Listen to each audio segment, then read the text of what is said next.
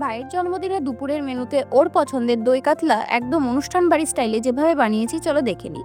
প্রথমেই কড়াইয়ে সাদা তেল গরম করে তাতে একে একে কাতলা মাছগুলো দিয়ে ভালো করে ভেজে নেব। আমার শেষের মাছটা একটু বেশি ভাজা হয়েছে, তোমরা কম ভাজবে। তারপর আরও সামান্য সাদা তেল অ্যাড করব, তারপর গোটা গরম মশলা দিয়ে দেবো। ভালো ফ্লেভার ছেড়ে দিলে তারপর সামান্য চিনি আর পেঁয়াজ বাটা দিয়ে দেবো। নুন দিয়ে পেঁয়াজ বাটাটা ভালো মতো ভাজা হয়ে গেলে আদা রসুন আর টমেটো পিউরি দিয়ে ভালো করে কষিয়ে নেব। তারপর দেব কাঁচা লঙ্কা বাটা। এটা যে যার যেমন ঝাল খায় তেমন দিতে পারে। ভালো করে কষিয়ে নিয়ে দিয়ে দেব মৌরি বাটা। ভালো করে মিশিয়ে নিয়ে একে একে দিয়ে দেব কাজু চারমগজ পোস্ত বাটা। এই সময় কনস্ট্যান্ট খুন্তি নাড়তে হবে, নয়তো নিচে লেগে যেতে পারে।